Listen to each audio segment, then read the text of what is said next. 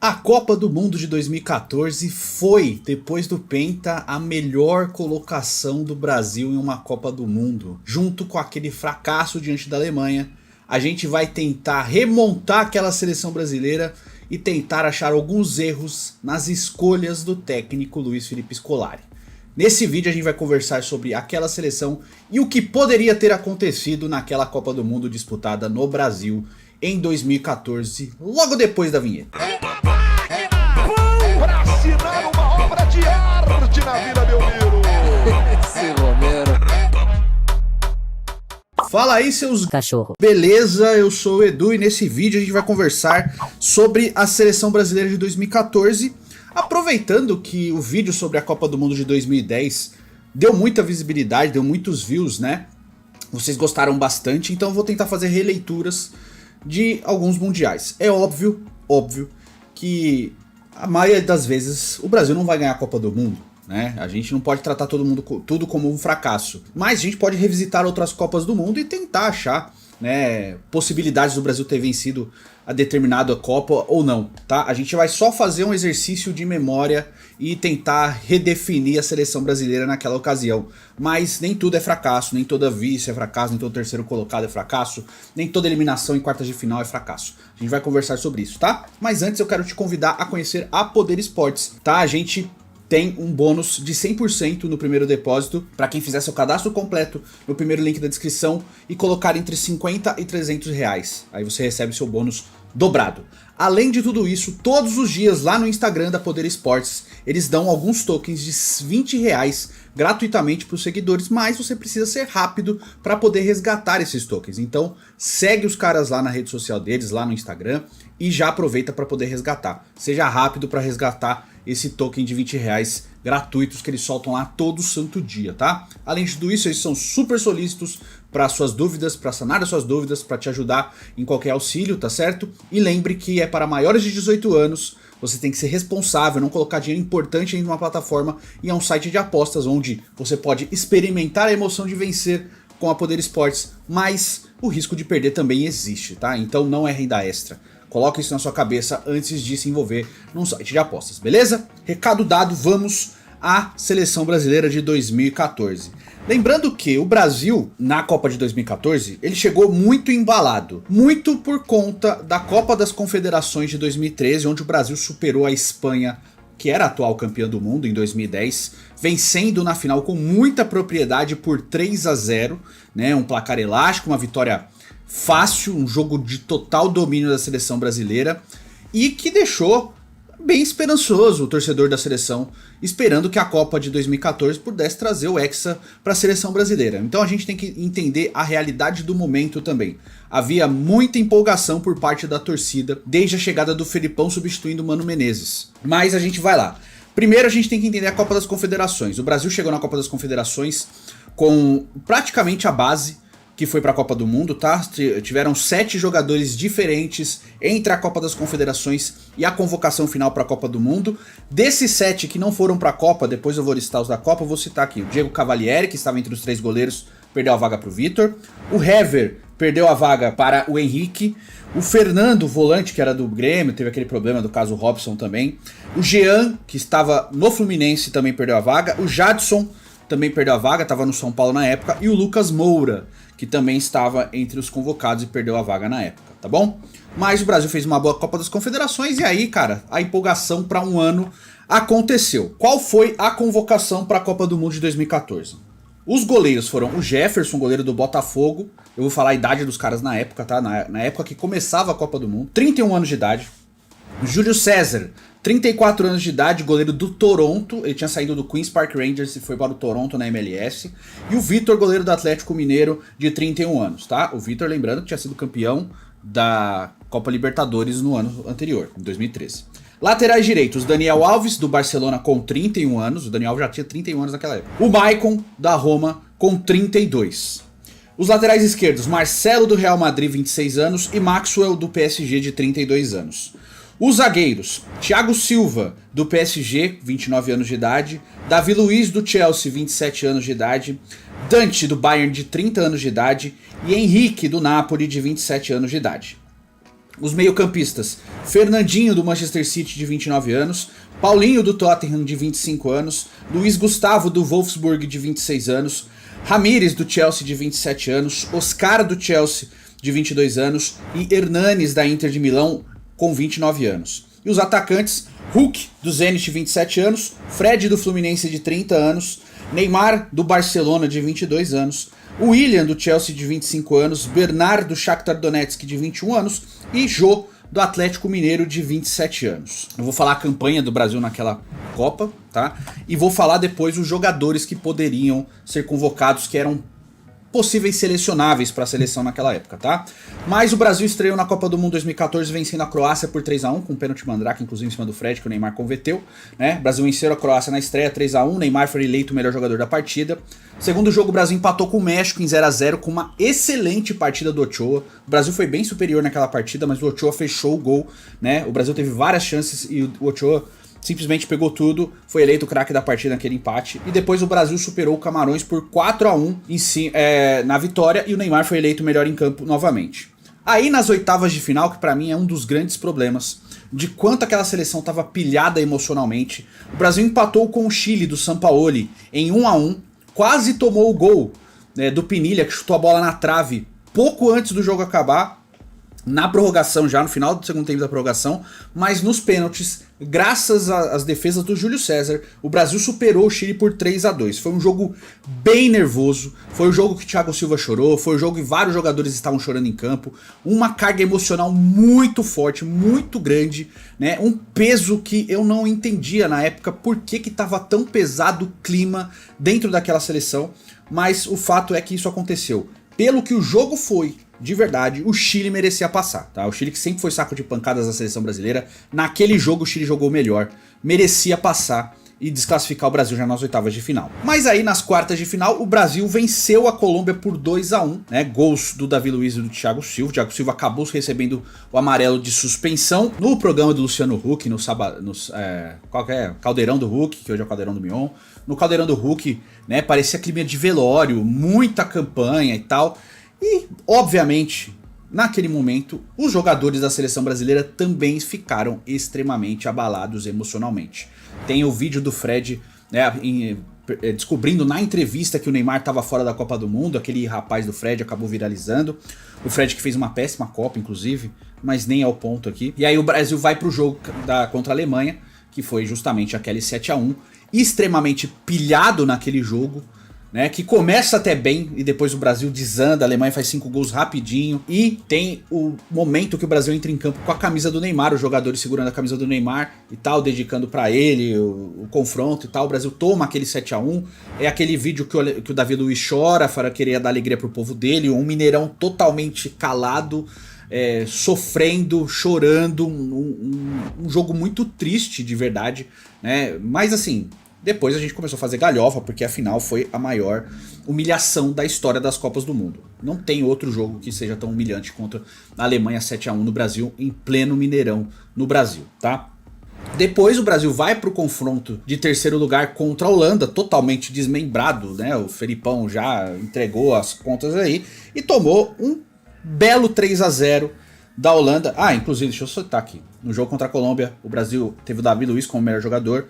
No jogo contra a Alemanha, o Toni Kroos foi eleito o melhor jogador. E o jogo da vitória da Holanda de 3-0 em cima do Brasil, que teve gol do Blind, inclusive, Robben foi eleito o melhor jogador daquele jogo. A Alemanha ficou em terceiro lugar, o Brasil ficou em quarto. Lembrando que 2006 o Brasil foi eliminado nas quartas de final, 2010 também nas quartas de final, 2018 e 2022 também nas quartas de final. Então, desde que o Brasil foi penta em 2002, todas as Copas do Mundo, tirando 2014, o Brasil foi eliminado nas quartas de final. Em 2014 o Brasil ficou na quarta posição, então, portanto, é a melhor colocação do Brasil desde o penta, cara. É impressionante, né? E a Copa que a gente mais acha que foi humilhado, e de fato foi. Inclusive o Júlio César é o goleiro brasileiro que mais levou gols em Copas do Mundo, graças a esses, né, 7 da Alemanha. Mas, enfim, o Brasil encerrou a participação deles na Copa do Mundo com mais uma derrota que ficou maquiada por causa do 7 da Alemanha, mas 3-0 diante da Holanda também foi humilhante. A Holanda jogou com tranquilidade. Enfim, o Brasil perdeu e ficou em quarto lugar, né? Que a Alemanha acabou campeã e diante da Argentina na final, graças a Deus. Mas, vamos lá, posições. Eu acredito que No gol, a gente tinha ali naquele momento, o do mesmo 2010, podia lembrar do Fábio, o Diego Cavalieri, goleiro do Fluminense. Mas acho que os 3 convocados, tá ótimo, eu não mexeria em nenhum deles. Se eu tivesse naquele momento e pudesse sugerir algo ao Felipão, eu não mexeria em nenhum deles. Acho que foi coerente a convocação dos 3, do Jefferson, do Júlio César e do Vitor, tá? Até acho que qualquer um deles poderia ser titular, independente. O Júlio César não fez uma Copa ruim e nem foi culpado pelos 7 gols da Alemanha. Ele não teve culpa mesmo. Foi muito bem contra o Chile, pegou pênalti, fez defesas importantes. Então assim, era um grande goleiro. Infelizmente ele era o goleiro do 7-1, e ficou marcado por isso. Mas era um grande goleiro sim, tá? Mas tanto o Jefferson quanto o Vitor poderiam ser goleiros titulares da seleção naquela Copa do Mundo, não teria problema nenhum. Na lateral direita, o Daniel Alves tinha que ir de qualquer jeito, ele era o melhor lateral brasileiro, era o melhor lateral direito do mundo, junto com o Felipe Lan. O fato é que na seleção brasileira, o Daniel Alves sempre ficou aquém do que se esperava, sempre se esperou muito mais. Ele tem alguns grandes momentos com a camisa da seleção, mas nenhum de acachapante. Acho que o melhor momento do Daniel Alves pela seleção brasileira foi justamente a Olimpíada, que ele foi capitão. A última Olimpíada do Brasil foi medalha de ouro. Mas assim, ele teve alguns momentos interessantes. A Copa do Mundo de 2014 do Daniel Alves foi muito ruim, tanto que ele acabou perdendo posição pro Maicon. É o Maicon que joga no 7-1 contra a Alemanha, não é o Daniel Alves. Mas mesmo assim, tinha outros nomes possíveis para serem convocados. Vamos lá. Marcos Rocha era um dos selecionáveis, estava com 25 anos, jogador do Atlético Mineiro. E o Danilo, justo o Danilo, que foi para a última Copa do Mundo, que estava com 22 anos, jogando muita bola no Porto. Tanto que depois ele foi negociado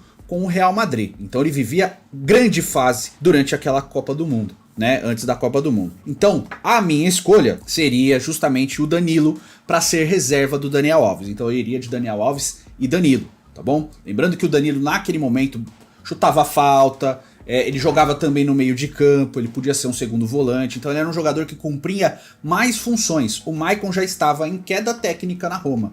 Ele foi um grande lateral, gostava muito dele, mas naquele momento eu acho que ele já não era um jogador de seleção. Na lateral esquerda, a mesma coisa. Marcelo tranquilamente como o convocado para a Copa do Mundo e o Maxwell foi o reserva. Mas na disputa, cara, não teria outro para ser escolhido além do Felipe Luiz. O Felipe Luiz perdeu 2 Copas do Mundo em que ele poderia ser até titular da seleção brasileira. Ele ficou de fora nessa escolha aí. O Felipe Luiz estava com 28 anos no Atlético de Madrid. A única Copa que o Felipe Luiz foi justamente a de 2018, aos 32 anos. E merecia ser titular, inclusive, mesmo com o Marcelo ali disponível. Então eu levaria Marcelo e Felipe Luiz para a Copa do Mundo de 2014. Então já são 2 mudanças que eu teria feito. A zaga, por mais que muita gente tenha marcado o Dante como um dos culpados pelo 7-1, o Dante vivia grande fase no Bayern de Munique, era titular do time ao lado do Jerome Boateng, então assim, não teria por que o Dante não estar entre os convocados. Então Thiago Silva, Davi Luiz e Dante estavam, pra mim, seriam os convocados. Mas a gente tinha outras possibilidades de zagueiros, como o Dedé, que estava no Cruzeiro, 25 anos de idade, campeão brasileiro no ano anterior. O Miranda, que era a maior pedida da torcida naquela época, com 29 anos no Atlético de Madrid. O Hever no próprio Atlético Mineiro, que estava na Copa das Confederações, também com 29 anos. E também, para não deixar de citar, o Marquinhos, que já estava no PSG aos 20 anos de idade, tinha feito uma temporada anterior maravilhosa pela Roma, titular absoluto com 19 anos, foi vendido por muita grana para o PSG e já era titular também do time. Então o Marquinhos também era um selecionável que nem teve chance. Tá? O Marquinhos foi começar a ser convocado depois, mas era um nome a ser considerado. Mas naquele momento, Thiago Silva, Davi Luiz, Dante e Miranda era a escolha óbvia. Tanto que o Miranda foi titular na Copa seguinte, jogando ao lado do Thiago Silva. Na Copa de 2018, foi muito bem na Copa de 2018, né? Não tivemos problemas entre os zagueiros. Meio de campo. Bom, Fernandinho, Paulinho, Luiz Gustavo e Oscar, pra mim, teriam que ser convocados mesmo. Eu acho que o Brasil ficou aquém na meia. Tinha alguns nomes disponíveis, obviamente, mas a gente poderia ter chamado outros. Mas eu vou listar todos os meio-campistas. Lucas Leiva, no Liverpool, estava uma excelente temporada, tinha se machucado, mas já tinha voltado antes da Copa do Mundo, tinha jogado a fase final da Premier League, o Liverpool foi vice-campeão, bateu na trave naquele momento, acabou perdendo o título pro Manchester City, que lance da Agüero, etc, lembra? Enfim, o Lucas Leiva fez uma grande temporada no Liverpool, era titular absoluto, acabou perdendo a posição depois de se machucar, depois volta a ser titular já no final da temporada, então tinha condições de ir para a Copa do Mundo, nunca jogou uma Copa, mas era um grande volante, 27 anos de idade, mas tudo bem ele não ser escolhido, os outros estavam bem escolhidos, tá? Muita gente pega no pé do Fernandinho, mas ele era um grande volante, Sempre foi um grande jogador. Luiz Gustavo via grande fase no futebol alemão também, depois de sair do Bayern e pro Wolfsburg. O Paulinho também estava... o Paulinho estava oscilando no Tottenham, mas era um jogador de confiança também e era um jogador importante nas eliminatórias. O Paulinho em Copa do Mundo, infelizmente, não funcionou, mas aquela era a primeira Copa, tinha ido muito bem na Copa das Confederações também, não tinha por que deixar ele de fora. Então, até entendo. Ali eu ficaria um pouco na dúvida do Ramires, por mais que o Ramires tenha sido muito bom jogador, eu acho que pra função que o Felipão exigia, ele não era tão importante, porque ele não jogou basicamente. Mesma coisa vale pro Hernanes, que nunca foi um jogador sempre de seleção e estava num momento ruim na Inter de Milão. Então era complicado de levar o Hernanes. Então a gente tinha, naquele momento, Kaká, que estava no Orlando, né? Tinha recebido algumas chances antes, acabou de fora, entendo totalmente. Everton Ribeiro, melhor jogador do futebol brasileiro na época, defendendo a camisa do Cruzeiro, aos 25 anos. Felipe Coutinho no Liverpool, tudo que eu elogiei o Lucas Leiva, eu podia elogiar o Coutinho também, que fez excelente temporada e ficou de fora, poderia ter ido para a Copa do Mundo com muito merecimento na época, tá? E outro que nem foi citado, o Rafael, meio-campista, né, meio armador do Borussia Mönchengladbach, 29 anos de idade, fez 34 partidas na Bundesliga, que é todos os jogos, jogou todos os jogos da Bundesliga pelo Borussia Mönchengladbach, fez 15 gols e deu 10 assistências naquela temporada. Então, é um cara que nem foi nem cogitado. Eu lembro de eu e o Rafael na época falar, pô, esse cara tá jogando muita bola na Alemanha, podia ter convocado, né? Enfim, não foi. Então, as minhas escolhas para aquela Copa do Mundo, lembrando da época, Fernandinho, Paulinho, Luiz Gustavo, Oscar, Rafael e Felipe Coutinho. Esse seria o meu meio campo. E no ataque, a gente tinha Hulk, Fred, Neymar, William, Bernard e Jô, tá bom. Pra disponíveis, Lucas Moura, Diego Tardelli, Robinho no Milan, tá? Tudo bem, aconteceu tudo que aconteceu com o Robinho, tá bom? A gente sabe, né? Merece pagar o que ele fez, pelo que ele fez, a gente sabe muito bem. Eu tô falando do futebol, tá bom? A gente tem que entender. O Robinho estava no Milan em baixa, mas era um selecionável.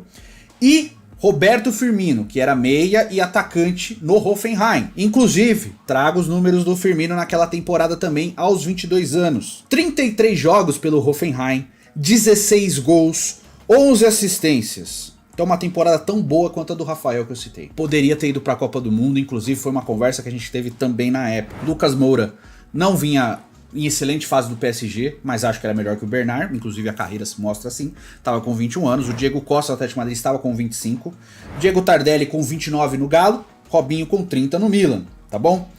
Dos meus convocados, Hulk no Zenit, Fred tinha que ser convocado sim, Neymar e William, esses convocados. O que eu mudaria? Tiraria o Bernard e o Jô levaria Roberto Firmino e Diego Costa.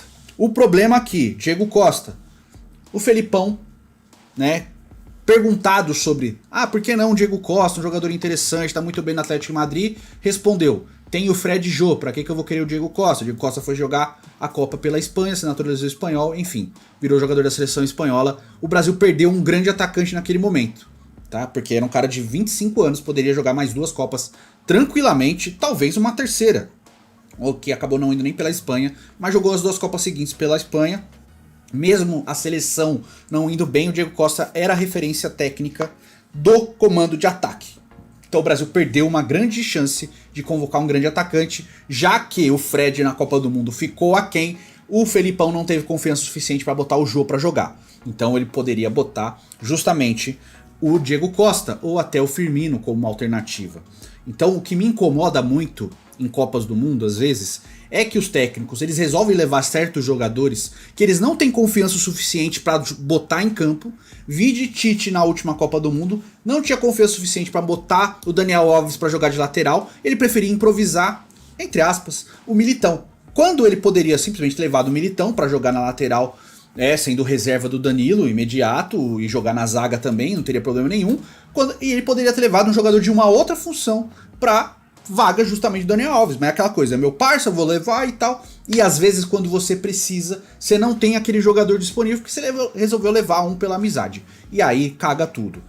Lógico que aqui não garanto que o Brasil venceria a Copa do Mundo, mas eu acho que o Brasil teria mais alternativas dentro do jogo. Quando a gente perdeu o Neymar, que acabou sendo um problema, e ele vai com o Bernard pra ser esse cara, o Bernard não tinha estofo suficiente pra aguentar uma Copa do Mundo. A própria confiança da carreira dele mostrava isso. Entende? Esse é o ponto. O Lucas, talvez, tivesse mais do que o Bernard na época. O Lucas não foi pra Copa, nem tá na minha lista. Mas eu acho que entre Lucas e Bernard, a gente acabaria escolhendo o Lucas. Pela carreira mesmo, tá? O Bernard estava no Shakhtar. Entende? É muito complicado, mas é lógico que eu tô sendo engenheiro de obra pronta, gente. É complicado mesmo, mas são conversas que eu tento lembrar que na época a gente teve. Né? Até antes dos jogos, antes da convocação, a gente sempre conversa, né? Futebol faz parte da nossa vida como um todo, então... E acho que na criação também, com a Copa do Oscar oscilante, você poderia ter alternativas. Justamente o Rafael, o Felipe Coutinho, jogadores de chegada. O Rafael poderia entrar na vaga do Neymar, o Coutinho poderia entrar na vaga do Neymar, né? O próprio Lucas, o Firmino. Então assim, você teria alternativas para mesclar jogadores. E eu acho que aí foi um grande erro do Felipão. Outro erro que eu acredito é que o Felipão tentou fazer a mesma coisa que ele fez em 2002, e que não dá pra julgar. Eu não julgo o Felipão como um péssimo técnico, tá? Não tenho essa arrogância toda por causa de 2014. É um técnico marcante na seleção, marcante, foi campeão do mundo, não pode ser desvalorizado. É um baita treinador, mas acho que ele tentou fazer uma família escolar e parte 2 em 2014. E acho que isso acabou pilhando muito o emocional daquela seleção, de se equiparar ao que foi 2002. E aí eu acho que isso acabou pesando muito para a derrocada da seleção durante aquela Copa do Mundo, que foi uma Copa muito legal, apesar de tudo o que aconteceu com a seleção brasileira. Mas é isso, eu quero te ouvir, eu quero saber sua opinião, o que você acha sobre essa seleção, o que você esperava daquela Copa do Mundo, você estava confiante pro Brasil ganhar o Hexa? Eu tava, tá? Como eu tava agora em 2002. Mas acho que a Copa que eu mais tinha confiança era 2010, depois da convocação minha confiança foi pro limbo, mas a torcida do mesmo jeito. Quero saber a sua opinião, diz aí nos comentários. Se inscreve aqui no canal. Tamo junto. Valeu.